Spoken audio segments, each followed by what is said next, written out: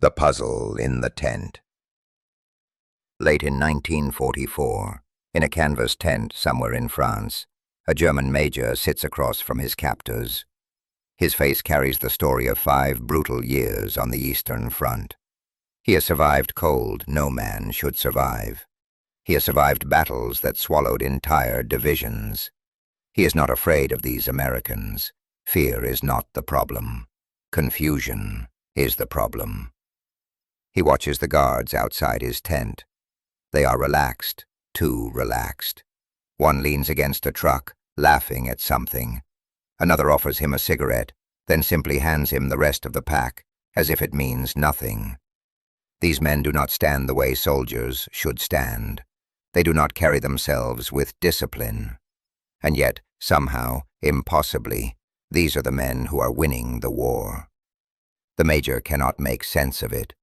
Everything he was taught about soldiers, about armies, about war itself, tells him this cannot be real. And that quiet, nagging confusion in his mind was not his alone.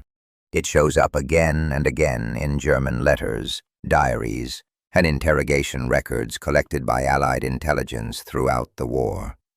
From the narrow lanes of Normandy to the frozen forests further east, the same question appears in report after report.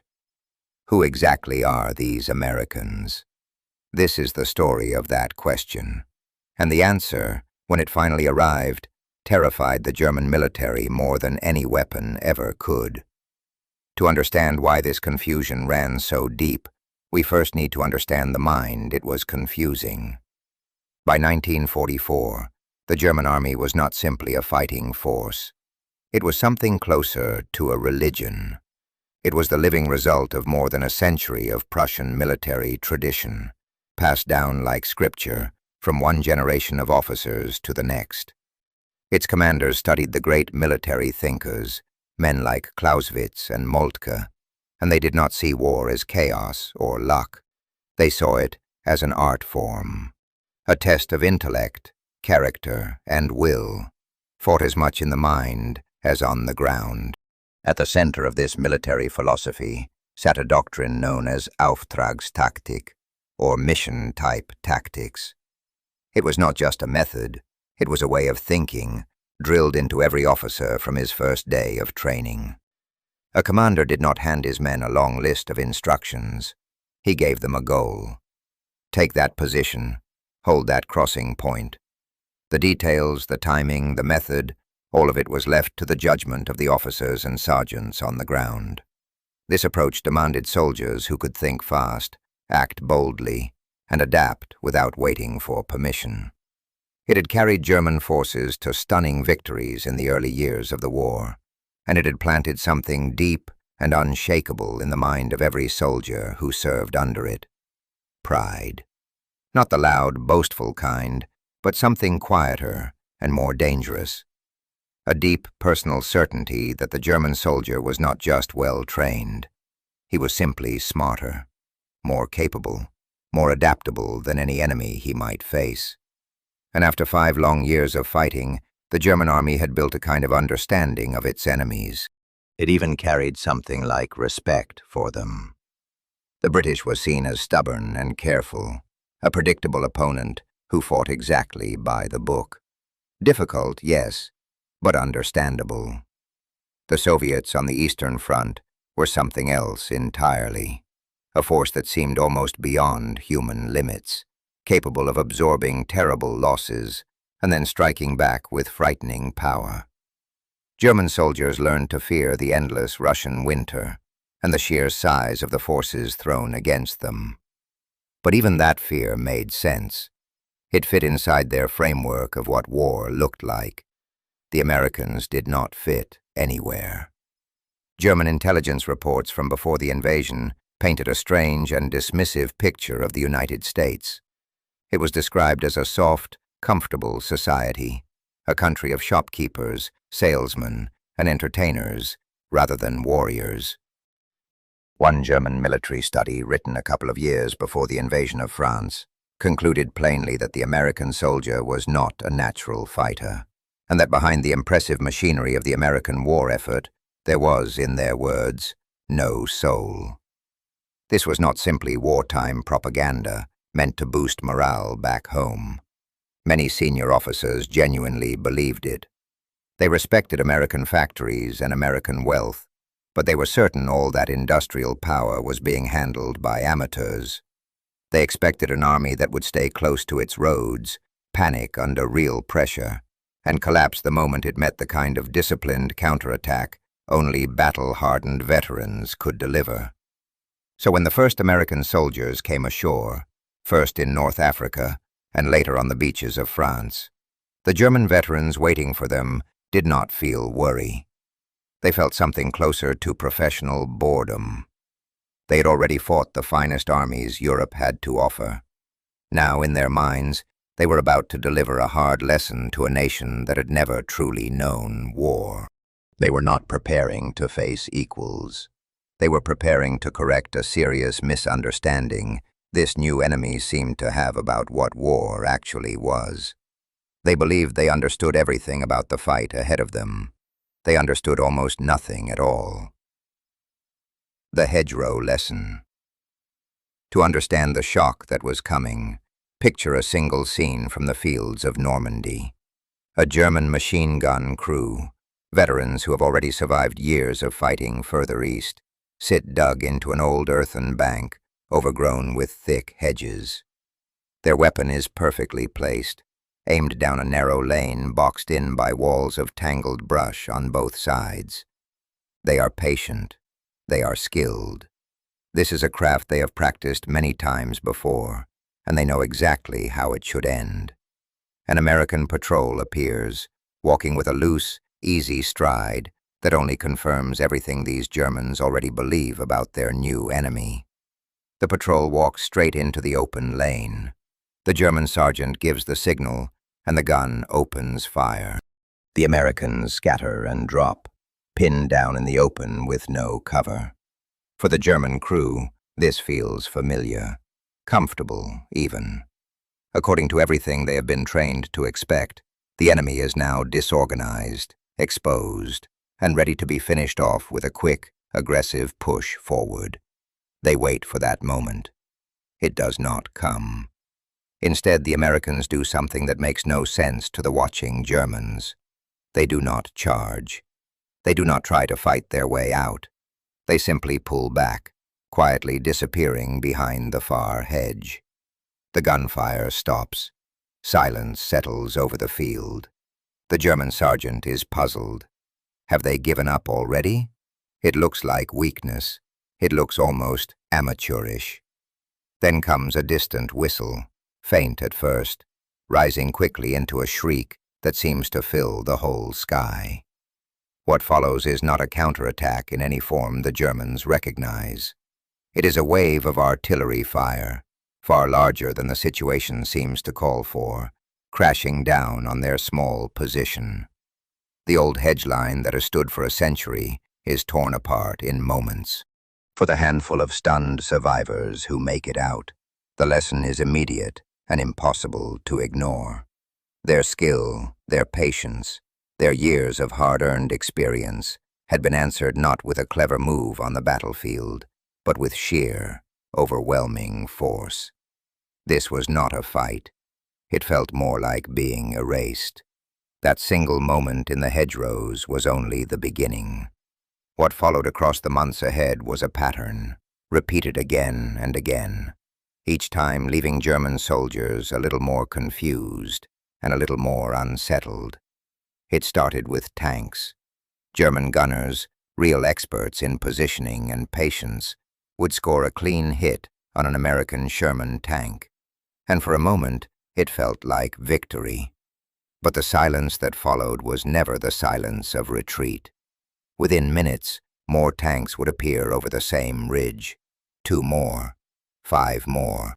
One German tank commander, captured toward the end of 1944, described knocking out 6 enemy tanks in a single afternoon, only to have the attack fail anyway, simply because the Americans still had more tanks left to send forward. Just as strange was how the Americans treated their own equipment. German mechanics were famous for keeping broken vehicles running through skill and stubbornness alone, treating every machine like a precious resource. But American crews would leave a tank behind after a minor mechanical problem, one a German crew would have been expected to repair under fire, confident that a brand-new replacement was already on its way. At first, German officers saw this as careless and wasteful. Later, they would come to see it very differently. The pattern repeated in the infantry as well. A small American unit would run into a stubborn defensive position, a single machine gun or hidden mortar team. And instead of pushing forward the way German doctrine demanded, they would simply stop and take cover. Early reports described this as cowardice, a soldier unwilling to close the distance with his enemy. But the German commanders who wrote those reports had not yet seen what came next. Soon a call would go out, and the problem would be solved from a distance with cold, careful precision, sometimes by tank destroyers, sometimes by entire batteries of artillery, and most feared of all, by roaring fighter planes that German soldiers began referring to simply as Jabo, a word that came to mean sudden destruction from above. Then there were the discoveries made when German soldiers overran an abandoned American position. Exhausted, hungry men used to thin rations and worn boots would find crates overflowing with food, chocolate, cigarettes, and medical supplies stacked far beyond anything their own army could imagine. In prisoner-of-war camps, the same confusion continued.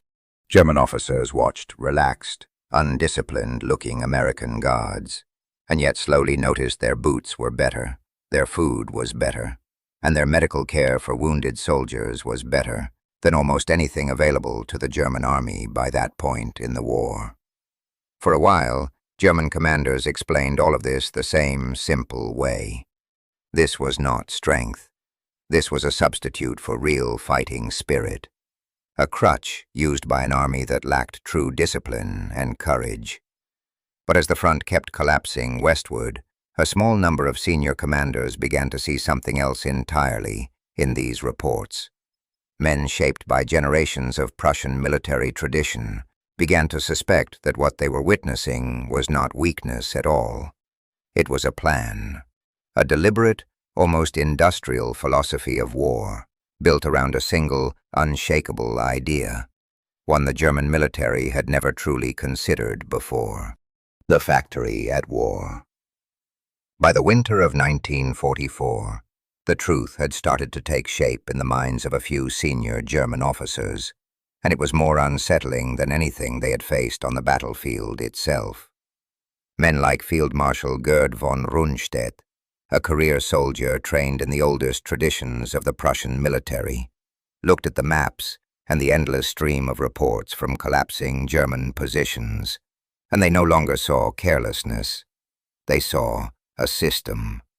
This was not wasted ammunition or wasted machines. It was a cold, deliberate calculation. The Americans were not firing 1,000 artillery shells to destroy a single machine gun position out of recklessness. They were spending shells to save the lives of their own soldiers. They were not abandoning tanks out of laziness. They were deciding, almost like a business decision, that a brand new tank, fresh off an assembly line back home, was worth more than the time it would take to repair a damaged one at the front. The United States, it seemed, was not simply fighting a war. It was running a factory, and the goal of that factory was to produce victory with the smallest possible cost in American lives. This new understanding faced its greatest test that same winter, deep in a quiet, snow-covered forest. Hitler had ordered one final massive offensive, a desperate gamble meant to split the Allied armies apart and change the course of the war in a single stroke. It began with speed, secrecy, and surprise, exactly the kind of bold, aggressive plan German military tradition had always prized.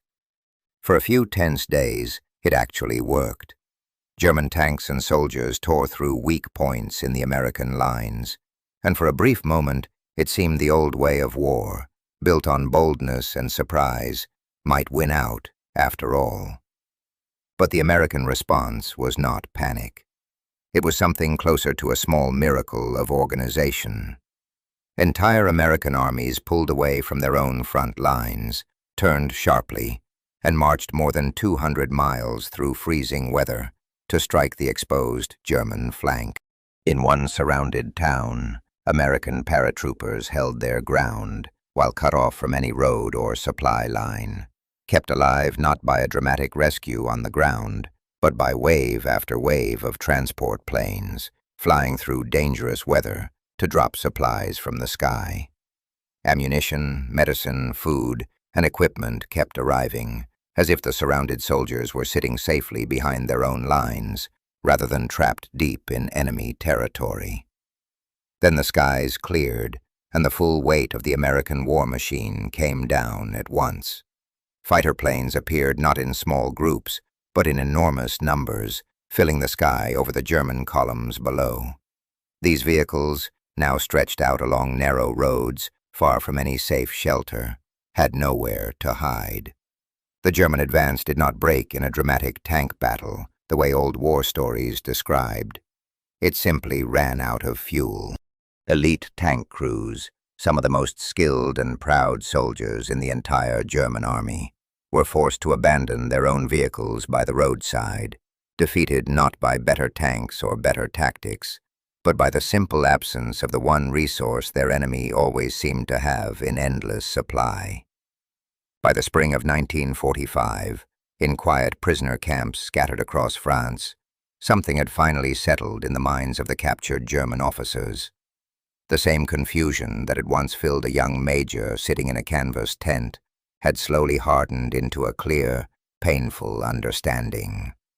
These men had spent their entire military careers mastering the art of defeating an army.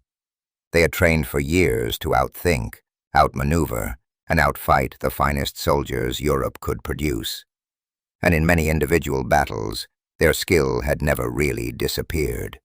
Their tactics, their discipline under fire, their ability to read a battlefield, all of it remained sharp until the very end. But none of that mattered in the way they had always assumed it would, because they had not been fighting an army in the traditional sense at all. They had been fighting something far larger and far harder to defeat. A distant factory town building trucks, a shipyard on the other side of an ocean launching supply ships, a laboratory producing medicine that would save a wounded soldier's life a world away. None of these places ever appeared on a battlefield map, yet all of them stood behind every American soldier these German veterans had faced. The deepest fear was never really about the individual man across the field, gripping his rifle in a foxhole. It was the quiet, mathematical certainty that if that man fell, another was already trained, equipped, and on his way to take his place, and another after him. The system simply did not stop. They had fought an enemy that had found a way to make machines expendable, so that men did not have to be. The German soldier had been shaped by a proud, ancient tradition, built to produce the perfect warrior. He had trained his whole life to defeat an army. He had never been prepared to fight a machine that never ran out of parts.